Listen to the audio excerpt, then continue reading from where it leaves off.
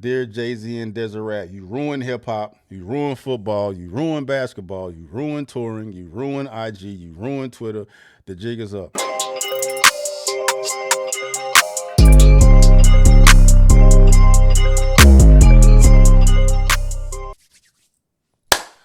What up, what up, what up, Night Nation? This your boy, Stevie Knight. About to get on one of these things, you feel me? It's good to watch. Night Watch, man. Nicki Minaj, bruh. She been going at Jay-Z's neck on Twitter, X, whatever you want to call it, bruh. And I'm just getting answers with y'all. That's what I'm doing right now, doing a little research and then exposing and letting y'all know what been going on, dog. Cause something going on, bro. Um, yeah, she just been slandering Hove. I know she been had problems with Hove for the longest, right? She say that pretty much Hove stole some money from her. I think he sold title and she was a part owner of title, so she think bro owed him a bunch of money, man. But she's saying a lot in these tweets in regards to Hove and some other individuals that I'm just not privy of, bro. But anyway, um, Democrats attacked me over my cousin's balls. Remember? Let's see if they have any thoughts on that Desirat pardon. Let's see if they have any thoughts on brother billionaire never campaigning for Kamala even after Obama pleaded with the brothers. Isn't this the brother?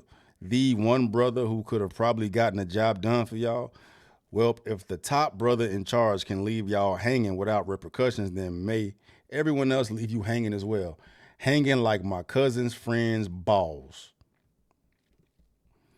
Uh, guess who just got a brand new weird case? I guess she's about to learn now. I know exactly who she's talking about right there. She's talking about Meg.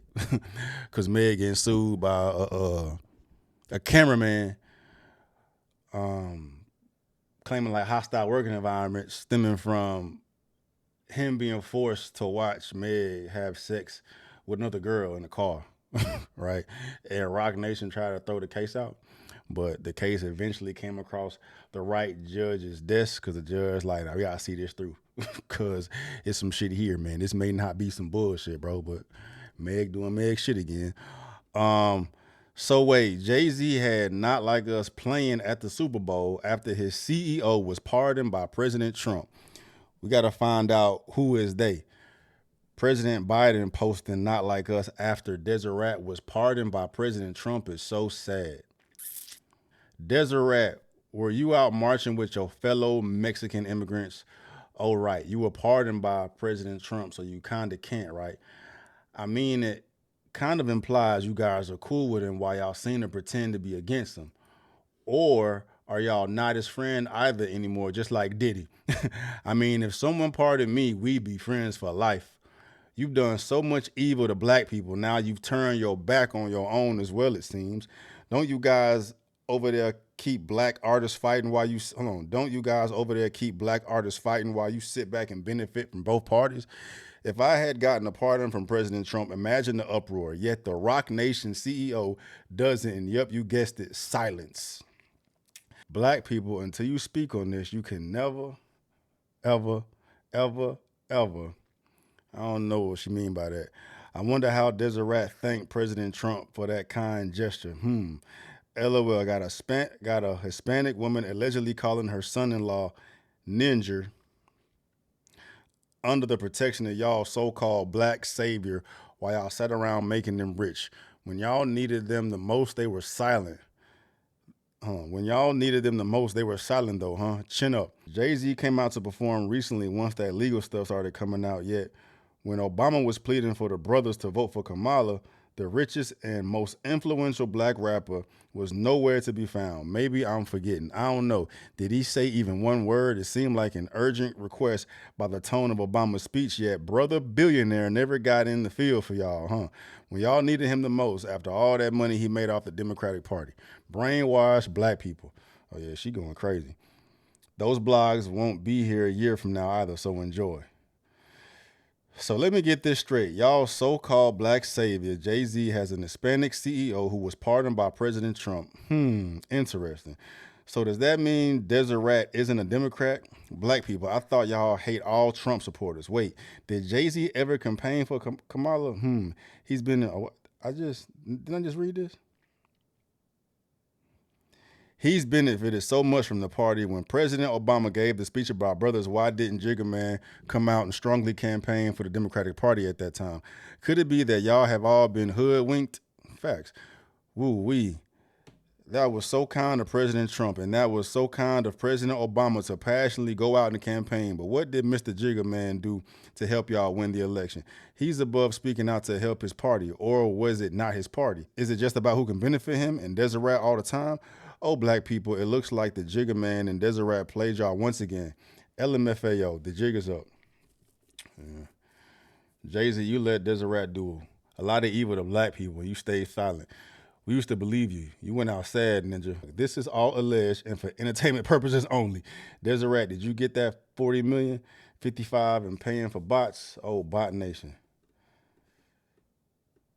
Dear Jay-Z and Desirat, you ruined hip-hop, you ruined football, you ruined basketball, you ruined touring, you ruined IG, you ruined Twitter. The jig is up. All of this is alleged and for entertainment purposes only. You gotta say that on X? Is this true? I'm learning so much about my rights. LOL. So you get to decide how long your deposition is? Ha. Isn't this the lady being accused by her daughter of being racist against black people? Jay-Z, there was no black woman smart enough to be the CEO of your company. What happened to Shaka? He can go take a pic with Shaka now. LOL. Oh, Jigga Man, the jig is up. Oh, the judge granted a single deposition of Desiree Perez, but it is limited to 3 hours within the next 2 weeks. RN is checking her calendar, but says she should be available, but will let the court know if she can't make it. Anyway, like I said, I'm trying to figure out who Desirat is. And I came across this video, and it says, the GROAT, the greatest rat of all time, Desiree Perez. This is who she's referring to as Desirat. So that's why I'm here. So let's do it. The story that spooked Dash revealed how Perez, the wife of longtime JAYZ wingman Juan Perez, became a... That's Tekashi. The story that spooked Dash revealed how Perez, the wife of longtime JAYZ wingman Juan Perez, became a cooperating witness for the DEA in the 1990s. Again, this is public information. This is public information. Desiree Perez became a cooperating witness for the DEA in the 1990s after her 1994 arrest for possession of 35 kilos of Perez struck a deal with the feds, agreeing to wear a hidden wire to record her meetings with major cocaine traffickers, the cartel. Her undercover informant work won her courtroom praise for federal prosecutors, as did mine, after she helped them break up major drug dealers in Puerto Rico and Colombia. Crazy, bro. That's crazy just being who Jay-Z is, dog. Like, that's Jay-Z wouldn't be Jay-Z without rapping about the dope game. But coming to find out his whole empire was built off the back of rats. The CEO of Roc Nation was a rat, greatest rat of all time. That's crazy, bro. Damn. Bro, all this shit be so cap, bro. All this shit be so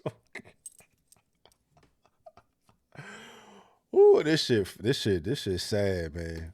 I'm back to 2020 for a second. 6ix9ine, the self-proclaimed king of New York, gets out of prison, and instantly the industry draws a line in the sand. They say he's a snitch, a rat, and a disgrace to the culture. People like Meek Mill and Boosie were very, very quick to throw shots. And rappers in general, and well historically, have made it very clear that once you snitch, your career should be over. But what if I told you the very same people who quote-unquote canceled 6ix9ine are working under someone who did the exact same thing? And that's who I'm talking about today, Desiree Perez, as 6ix9ine mentioned in the earlier clip. The current CEO of Roc Nation and one of the most powerful women in the industry, as well as a DEA informant. informant. Now the difference, while 6ix9ine got exiled, she got elevated. She didn't just get a second chance, she got a crown. So today, we're going deep. We're asking the questions nobody in the industry wants to touch. Who really is Desirat Perez? What did she do? And why is the industry so desperate to protect her?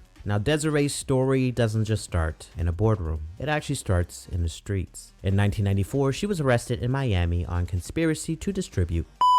Not some petty charge, we're talking serious federal weight. According to court records and law enforcement summaries, she was part of a larger narcotics operation. She wasn't moving a dime bag. This was organized trafficking. So what happened? Did she do time, serve a federal sentence like everyone else caught in that world? Nope. Desirat Perez snitched, and this snitching was generational. Hold on, bro. Nope. Desirat Perez snitched, and this. In 94, Perez was arrested in connection with a federal drug investigation that targeted a major South Florida drug smuggling operation. She was charged with conspiracy to distribute narcotics. According to reports, after her arrest, Perez cooperated with feds, which included wearing a wire to record meetings with major cocaine traffickers. This co-op assisted the DEA in breaking up significant drug deals in Puerto Rico and Colombia. She became a DEA informant and not just a witness. She actually wore wire. She helped take down people from a criminal organization. The New York Daily News also reported in May 2014 that according to the court transcripts it obtained, Perez wore wires to meet with the major cocaine traffickers. Perez was the wife of longtime JAYZ wingman Juan Perez, who was now the head of Roc Nation Sports. 94, the Perez family was rounded up in a major drug investigation in South Florida that year. 19 people, including Desirat, were indicted in a federal drug investigation. The something reported 94 that the sting was the result of a 4-year undercover investigation. Prosecutors said shut down a major South Florida drug smuggling family living in Miramar. Damn. AKA the cartel. This was an undercover cooperation, covert recordings, the kind of stuff that gets people out of here permanently, if you know what I mean. Now look, I'm not here to play judge. I understand the idea of self-preservation, but what I don't understand is the industry silence, the cover-up, the elevation. Not to mention, if you're part of a certain lifestyle that involves crime, the most cowardice thing to do is to rat. So how is it that after this, she didn't just go into hiding? Like, she didn't disappear, but she instead resurfaced and became one of the— She a girl too, bro. It's a double standard, dog. Like, the laws or the rules don't apply to both men and women the same. That's one thing. But at the same time, it's like Roc Nation, everybody is an extension of this, bro. So like JAYZ is an extension. There is no Roc Nation without JAYZ. JAYZ's aware of all this shit, and JAYZ's foundation from becoming a rapper stemmed from him slinging dope. His career is based off hypocrisy. Me personally, I've never been a big fan of JAYZ, bro. Never been a big fan of JAYZ, dog. I know he's nice, whatever the fuck, but like the rules don't apply when it comes to making money. Rules don't apply when it comes to making money to JAYZ. You know what I mean? You see how he moves, bro. He don't give a fuck about nothing besides business, making money. You know what I mean? Not reputation, not his soul, you know what I'm saying? Not any of this shit, bro. But he gonna do what he gonna do. It's just I'm thinking about the impact of the audience and the fans or whatnot, who people and those that revere JAYZ as, you know, God Almighty to a lot of people, to some people, bro. You know, I ain't even trying to dive down a rabbit hole of the conspiracies related to JAYZ with, you know, his Diddy-like escapades. That's a whole different conversation, man. But as far as this, bro, like the hypocrisy is crazy. You know what I'm saying? The cultural impact is crazy. You know what I'm saying? Like, I came from the slums, rapping. Now I'm one of the most successful. I am the most successful motherfucker in hip-hop, period, bro. And all his shit is based on a fucking lie. Man, I wonder what he had to do with getting selected as the CEO of Roc Nation. Right? I bet all that shit had to do with fucking JAYZ. Like, fuck Desirat. I mean, she got hooked the fuck up. Who hooked her up? That's the fucking problem. The most powerful figures in the music industry. Now, after snitching to the feds, most people in that world would lay low, disappear, maybe even leave the game entirely. But not Desiree. Instead, she came back smarter, harder, sharper, and more strategic than ever. She married OG Juan, a longtime friend and associate of JAYZ. That move alone brought her right into the Rockefeller ecosystem, but she didn't just hang around as a plus one, she fought for her spot. Now, by the time Roc Nation was officially formed in 2008, Desiree was already a key player behind the scenes. Now, she wasn't just attending meetings, she was running them. She became COO in 2009, then CEO. She negotiated multi-million-dollar deals, orchestrated Rihanna's Fenty and Samsung rollout, helped rebrand Meek Mill as a prison reform activist after his sentence, helped pull strings for Roc Nation's NFL partnership. It don't matter if you making motherfuckers money, huh? Shit a joke, bro. This shit a joke, dog. Even involved in policy work on criminal justice, etc., etc. Now, good for her. I give credit where credit is due, and on paper, it looks like a story of redemption. But here's where things get a little blurry. Why does it seem like no one's ever allowed to talk about how she got here? Unfortunately, that doesn't seem like it's by accident. There's almost this weird militant silence around Desiree in the press. No real interviews, no real exposés, and majority of the time it's just really praise, power moves, and title changes. Her history, the arrest, the wiretaps, the federal cooperation seems to be scrubbed from nearly every official narrative. Now, this is an industry where artists get blackballed for literally speaking their minds. Instead, she gets promoted despite being a confirmed informant. Now, these days, you can get dropped for a single tweet, but somehow you can run $1 billion empire in hip-hop, mind you, with a DEA past. Now make that make sense. Now let's pause and talk about OG Juan for a second, because this isn't some random marriage, and his connection to JAYZ runs pretty deep. Now OG Juan Perez is more than just Desiree's husband. He's one of JAYZ's closest friends and longtime business partners. They met back in the 90s when Jay was just coming up. OG Juan ran a Bronx recording studio called Baseline Studios, the same place where a lot of Jay's earlier music was made. That's where classics like The Blueprint were recorded. Now, interestingly enough, OG Juan was known in the streets. He had a lot of credibility, and he wasn't a rapper, but he was respected. He was quiet, low-key, but also well-connected. He eventually became the president of Roc Nation Sports, managing athletes like Robinson Cano and Des Bryant. But that street affiliation, that was real. So now let's connect the dots. How does someone like OG Juan, someone supposedly cut from that cloth, someone with street ties and quote-unquote code, end up being married with a DA informant? What did he know? When did he know it? And if he did know, how do you reconcile with the fact that street code and street culture is based on loyalty and not ratting anybody out? Because if street credibility still matters, if the code still exists in this entire situation, this entire relationship, Desiree, OG Juan, JAYZ wouldn't exist. And yet still no one talks about it. And it's either they don't care, or the whole idea of credibility has been bought and sold like the rest of the game. Now here's the thing, a few artists and industry figures have tried to connect the dots. But every time someone speaks up, it magically just fades into the abyss, never to be talked about again. Or perhaps, and I'm just speculating here, and remember this is all alleged, something more sinister is going on behind the scenes where it's getting shut down completely. Now take Funk Flex for example. Back in January of 2021, after Trump issued that surprise pardon to Desiree Perez, Flex hit social media ready for that smoke. He hinted that he was about to go in, and though he never said it verbatim, he basically implied that he was going to expose Roc Nation and Desiree Perez, bringing light to the entire situation. And an Instagram, what did she get pardoned for though? Desiree Perez, CEO of Roc Nation, was convicted of conspiracy to distribute narcotics in '94. Hold on, 2021. Oh, okay. So he just backtracked it. Why Trump give her a pardon though? In 2021, Perez received a full pardon from Trump for her narcotics conviction. According to the White House statement, she had taken full accountability for her actions and turned her life around since her conviction, becoming an advocate for criminal justice reform.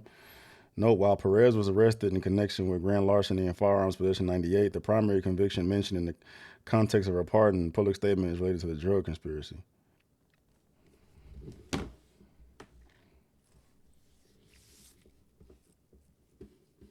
And post he says, congrats to JAYZ and Roc Nation CEO on the Donald Trump pardon. Monday 7 p.m. we got a story to tell. Hashtag just my opinion. Guys, if I can't go to the brunch, I understand. I need to get my facts in order before I discuss. I never knew this until today. How does everyone feel about this? And then Gilly responds, you really not invited to Roc Nation brunch. But that discussion, or some people might say expose, never came. No long rant, no in-depth breakdown, just Instagram bait and switch, then silence. Then there's 50 Cent. In July of 2020, he went on Lil Wayne's Young Money Radio and basically said this. Look, if you said to me, I'm not even going to say who I'm talking about, right? Please don't. I'm just going to say, if you represent prison reform, how did you sign to a correctional officer and you managed by a snitch? Help me. So you heard it from 50 Cent's mouth, quote, help me with this, man. If you represent prison reform, how did you sign to a correctional officer and you managed by a snitch? Now, he didn't name any names, but everybody knew that that was aimed at Meek Mill being signed to Rick Ross and managed by Roc Nation, aka Desirat Perez. Now, Meek Mill is no longer being managed by Roc Nation as of July 2022, but the point still stands. Then there's 6ix9ine, the only one to really say it out loud, as you guys saw in the earlier clip. Now, that live went viral on Instagram, dragging Meek Mill and the Roc Nation team. He pulled up documents, dropped the name, called Desirat a federal informant in front of 2 million viewers. And his overall message, you can't pick and choose who you call rats. Facts. And still crickets. Now, nobody defended Desirat, but nobody denied it either. The industry just ignored it. So now the question is, why can't anyone keep the conversation going? How come every time someone steps to the mic to talk about Desirat's past, they either disappear, it goes away, or they just fall back? Now, this is no coincidence. It's pressure. It's power. Desirat's name in the industry is Teflon, and no rapper wants that actual smoke. But let's talk about the man who built the house, JAYZ. From Marcy projects to billion-dollar boardrooms, Jay built a brand around authenticity, around trust, around codes. He's the guy who said real recognize real, who dissed snitches in his lyrics, who sold the vision of self-made success rooted in the streets. So how does he explain Desirat Perez? Because this ain't just business. This is loyalty. And Jay doesn't do accidents. He's very strategic. He's a tactician. And Desirat, she's not just COO. Perhaps, maybe, she's the one behind the curtain. Perhaps the fixer, perhaps even the ghost. Now, you don't keep someone like that around unless they bring some type of value or unless they have leverage. And that's what this is about. It's not about forgiveness, not about redemption, but leverage. Desirat knows the system from both sides. She knows the streets, she knows the feds, she knows the language of power. So it makes sense why Jay may be keeping her close, because in a billion-dollar world built on secrets, the most dangerous person is the one who knows where the bodies are buried. And That's a bar, bro. Shout out to Night Section. It's a dope video, bro. Yeah, everything is bullshit, bro. I'm definitely interested in what the fuck Desirat knows. She got something. She got some type of leverage on hold for sure. She got some type of leverage to be a whole fucking rat like that, and she the CEO of Roc Nation, bro. She knows something. She knows something. She got some Diddy tapes to hold for something, dog. It's crazy as fuck, though, bro. It's crazy as hell, man. And don't nothing matter when it comes to the money, bro. Believe that. Don't nothing matter when it comes to the motherfucking money, dog. You know what I'm saying? But it's surprising though. Like in 2025, it's transparent. Not as transparent, but as accessible as everyone is with their thoughts, bro. Like, this seems like it should be a fucking hot topic of conversation for motherfuckers with power and clout to talk about and shit, man. So it got me worried about if I should even post this shit, bro. You know what I mean? But fuck it, we gonna post it any goddamn way, bro. Thoughts?